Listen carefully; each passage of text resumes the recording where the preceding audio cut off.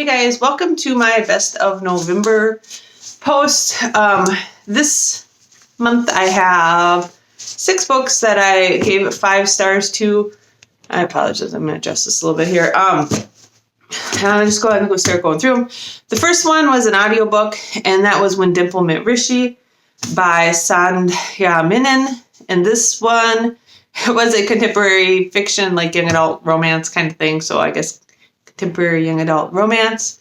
I just really enjoyed this one, and part of it was probably because I had read a lot of mediocre books surrounding it, but this was just a super cute, like sweet young adult contemporary romance, and it was well done. The characters were very quirky. I liked them a lot, and I just really enjoyed it. It's about a girl who's trying to get out from under her parents' thumbs. For like, her parents are trying to arrange a marriage for her. She's Indian, and she's super good at programming, and she wants to go to this special programming thing in California. And so she's trying to get them to do that, and she convinces them to do it. But meanwhile, on the other hand, Rishi is this fantastic artist, but his parents really want him to be an engineer. And so they convince him to go to the same seminar in California. And the whole thing is very cute. Like, Rishi thinks that Dimple knows that they're in an arranged marriage, but Dimple doesn't know. And it's very cute. I keep saying cute, but it just was very cute and sweet. And I would recommend it if you like contemporary young adult romance and you just want something that's a fun, easy read. I thought it was well written. It was just fun. All right. So that was that one. The next 2 books that I gave 5 stars to were Full Metal Alchemist, and it was the 7, 8, 9 and the 10, 11, 12, 3-in-1 omnibuses. These have been very good world building, lots of action, excellent characters, a good story, good illustration. I've been pretty impressed with, I'm losing books, how they were set up, and I would recommend them. They've been one of the more well-done mangas I have read in my life. So my whole family is still reading these, and we really like them a lot. And again, I'd recommend it if you like action-packed shoujo kind of books. This is shoujo, not shoujo, shonen. I get my manga types confused. But the kind of manga aimed at young males is what this is. And that is shonen. Not shoujo is for young women. And seinen is for adult males. All right. So this is another manga, and this is another shonen. And that is Black Butler 28 by Yana Taboso. This is kind of historical, paranormal, fantasy-ish type of thing. The series has been going out for quite a while. It's about Sebastian, who is a demon who has bought Ciel's soul. This is kind of the 2nd or 3rd volume in a new story arc for the series, and I'm really enjoying it a lot. It is pretty dark, but it's been really interesting to kind of learn a little bit more of the backstory and what happened in Ciel's past. And he's in quite a pickle right now, and it'll be interesting to figure out how all that gets resolved. So this series is one of the most beautifully drawn manga series. There's just a lot of really nice detail. This one and Vinland Saga are kind of my 2 favorite as far as detail and drawing. But yeah, this was very good. I liked it a lot. I know my family doesn't like it as much. I seem to like those more than the boys in my household, but whatever. All right, so the last 2 are books, and the first book is A Face Like Glass by Frances Hardinge. This book took me a very long time to read. It is very dense, very tiny writing in this version of it.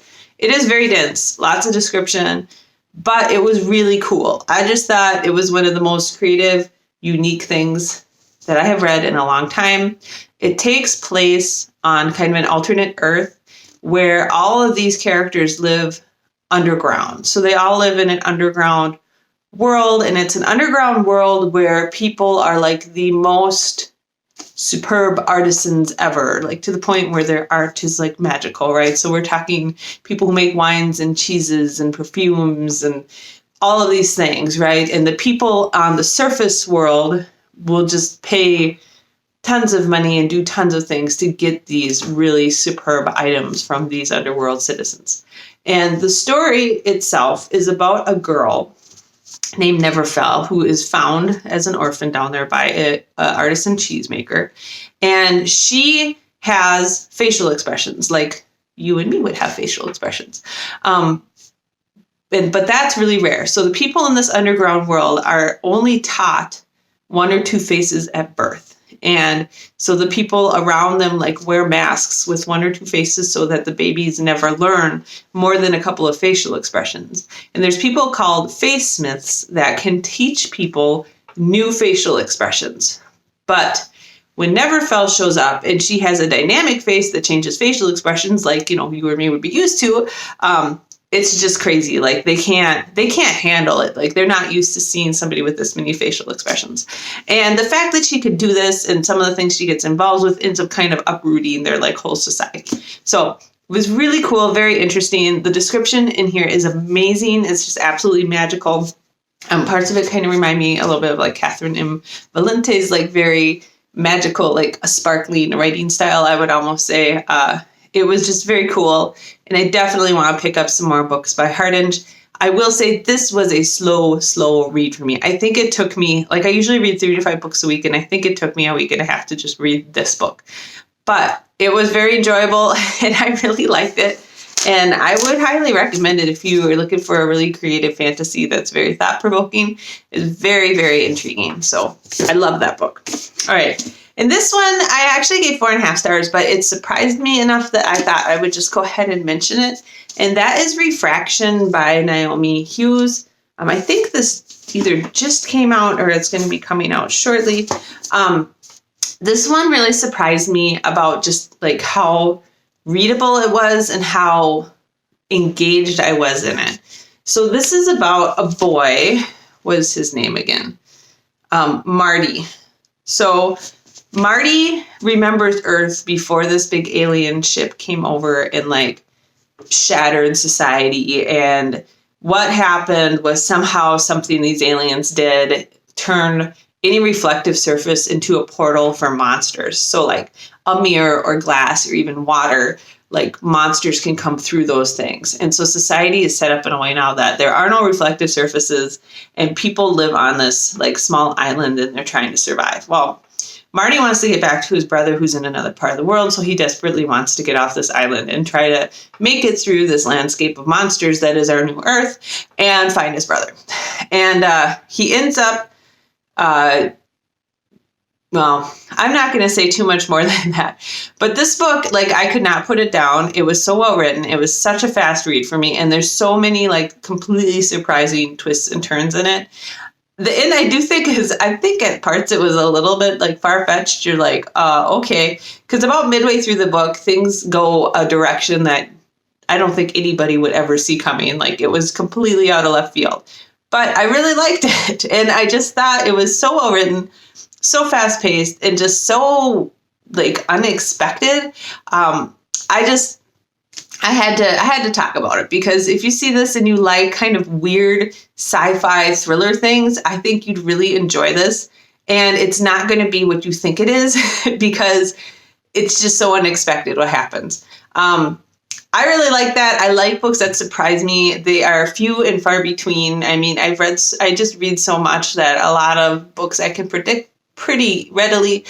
This one just kind of completely whacked me out of left field. The only reason I didn't give it 5 stars is I did feel like at points it was a little bit contrived and I thought it wrapped up like super quick. Like I didn't think the ending quite did it justice. But all that being said, if you like sci-fi kind of thriller things, this was a cool one. And this is a young adult book. The monsters and stuff are pretty creepy and some of the scenes are a little bit gory, but I didn't think it was too like super scary. I'm like a scary wuss, so I don't like anything scary. So I didn't think it was too scary.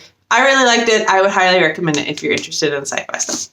So anyways, those are the 6 books I read in November that I was really impressed by. I will say in general, like I know there were 6 of them I went through, but 3 of them were mangas that I knew I was going to like.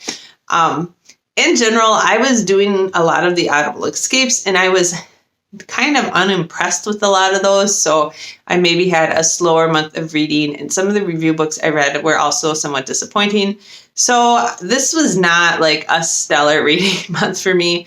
A lot of times I have a lot of like 4-star reviews with the, singular 5-star review like every once in a while. So typically, 5 or 6 5-star reviews a month. This month, average wise, was like lower for me. There were a lot of 2 and 3-star books that I just didn't really like. So I'm hoping December will be a bit better. I am kind of done with a lot of review stuff for December already, so I'll be reading books like I want to read, and that's not to say I don't want to read review books, but a lot of times like the books that I'm reading when I'm not reading review books are ones that I've been wanting to read for a while, so they either are some ones I end up loving or ones I found disappointing because I've been looking forward to them for so long. So hopefully December will be a little bit better than November as far as the quality of books I'm reading. I do still have a little bit of a cold, so if my voice sounds a little funny, yeah, I've been fighting this cold for I think it's going on 2 or 3 weeks now, and I think maybe it's a series of multiple colds all attacking me at once or something. All right, that's all I really have to say. So I hope that you guys got a lot of great books and that you had a lot of great books that you read in November. And if you have some favorites you would like to comment on, please comment below. I will talk to you next month. Well, I'll probably talk to you sooner than that because I'll be doing Stacking the Shelves, but I'll talk to you about my favorite books next month. All right. Bye. Talk to you later.